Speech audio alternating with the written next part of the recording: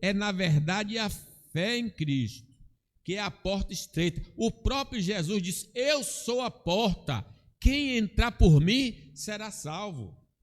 Então, eu preciso ir a Jesus, porque Ele é a porta.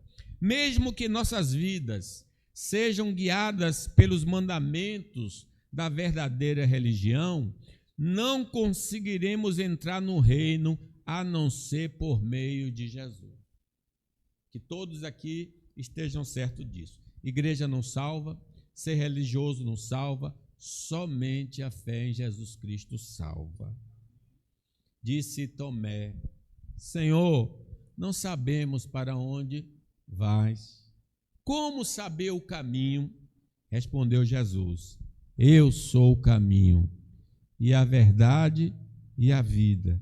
Ninguém vem ao Pai senão por mim. Também não devemos trilhar o caminho das boas obras, como um ingresso que dá admissão ao paraíso. Fazer o bem é a obrigação de todos, em especial nossa, que fomos salvos por Cristo. Nós fomos salvos e criados de novo para as boas obras, né? Mas ninguém tem acesso ao reino dos céus pelas boas obras, porque são imperfeitas, não são como Deus gostaria que fosse, porque pelas obras ninguém será justificado, porque pela lei vem um pleno conhecimento do pecado. Elas não podem apagar os nossos pecados diante de Deus. Só a fé na obra redentora de Cristo podemos ser purificados de nossas transgressões. O sangue de Jesus, seu Filho, nos purifica de todo pecado. Porque pela graça sois salvos, mediante a fé. Isso não vem de vós, é dom de Deus, não de obras, para que ninguém se glorie, pois somos feitura dele, criados em Cristo Jesus para as boas obras, as quais Deus de antemão preparou para que andássemos nelas. Algumas pessoas têm dito que todos os caminhos levam a Deus, mas isso vai contra o que Jesus ensinou. Ele disse: entrai pela porta estreita. Precisamos ter cuidado para não sermos enganados por ideias erradas. Muitos estão se afastando do caminho certo ao ouvir esses falsos líderes. O Espírito Santo afirma expressamente que nos últimos tempos alguns apostatarão da fé por obedecerem a espíritos enganadores e a ensino de demônios. Tomemos cuidado. Jesus nos advertiu dos falsos profetas, dos falsos cristos. Reconhecer Jesus como uma pessoa incrível e um bom mestre não significa que o consideramos nosso Salvador. Os espíritas consideram Jesus como um excelente mestre. Falar sobre os seus ensinamentos e se emocionar com suas palavras não quer dizer que acreditamos nele como aquele que nos purifica dos pecados. É importante afirmar que só por meio dele podemos ser perdoados e salvos da condenação eterna. Como diz o apóstolo Paulo: se com tua boca confessares Jesus como Senhor, e em seu coração creres que Deus o ressuscitou dentre os mortos, será salvo.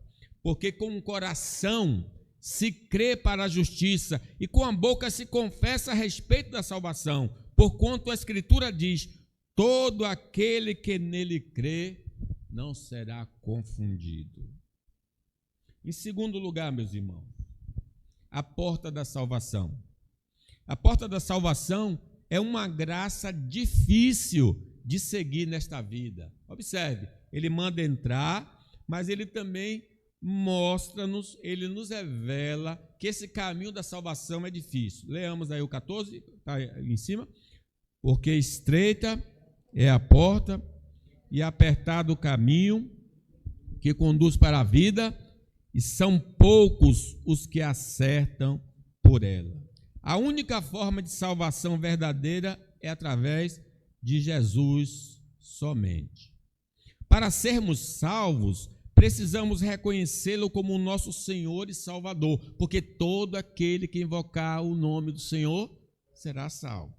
Outras promessas de salvação não são verdadeiras e vão nos levar a um caminho de sofrimento. Só Jesus Cristo salva. Ponto. Jesus, pois, lhe afirmou, diz o evangelista João: em verdade vos digo que eu sou a porta das ovelhas. Todos quantos vieram antes de mim são ladrões e salteadores, mas as ovelhas não lhe deram ouvidos. Eu sou a porta, essa porta estreita. Eu sou a porta. Se alguém entrar por mim, será salvo. Entrará e sairá e achará pastagem. Jesus é o nosso Salvador. Quando decidimos aceitar Jesus como nosso Salvador, também nos comprometemos a seguir seus ensinamentos como o Senhor de nossas vidas. Isso significa que deixamos de lado a nossa própria vontade para fazer a vontade dele. Se alguém não faz isso, na verdade, está sendo um falso seguidor de Jesus. Então, nós precisamos tomar cuidado. A pessoa que aceitou Jesus se submete aos ensinos de Jesus nessa vida. Ele mesmo disse, e Lucas registrou: se alguém quer vir após mim, a si mesmo se negue. Dia a dia toma a sua cruz e siga-me. Pois quem quiser salvar a sua vida, perdê-la-á. Quem perder a vida por minha causa, esse a salvará. Que aproveita o homem ganhar o mundo inteiro se vier a perder-se ou a causar dano a si mesmo? Porque qualquer que de mim e das minhas palavras se envergonhar, dele se envergonhará o Filho do Homem, quando vier na sua glória e na do Pai e dos santos anjos. Então, meus irmãos, salvação é pela fé. E quem aceitou Jesus pela fé vai andar segundo a palavra do Senhor Jesus Cristo. É um discípulo de Jesus, é um seguidor de Jesus. Uma das dificuldades, então, que ele fala, que a porta é estreita, o caminho é apertado, uma dessas dificuldades que podemos encontrar ao seguir a Jesus é a falta de compreensão e o afastamento de familiares e amigos, já que começamos a agir de maneira diferente do que fazíamos antes. A gente aceita o Senhor Jesus e aí os parentes começam a fazer cara feia, porque agora a gente não bebe mais com eles, agora a gente não está na mesma vida que eles. Então, começa a nos ridicularizar e possivelmente vai se afastar mesmo da nossa presença. Isso acontece porque eles não compreenderam a graça salvadora que encontramos em Cristo Jesus. Eles não entenderam ainda como é maravilhoso seguir a Jesus. Mateus, então, nos adverte: não penseis que vim trazer paz à terra. Não vim trazer paz, mas espada.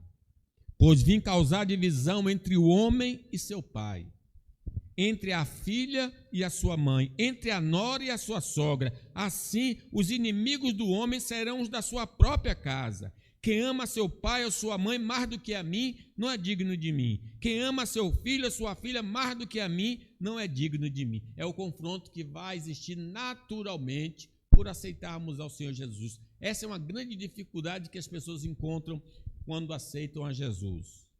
Quando decidimos seguir a Jesus, é como se estivéssemos nadando contra a correnteza da moral da sociedade ao nosso redor. Isso pode gerar críticas, agressões e até consequências mais graves, como a prisão ou até a morte, vindas de uma sociedade que se afastou de Deus.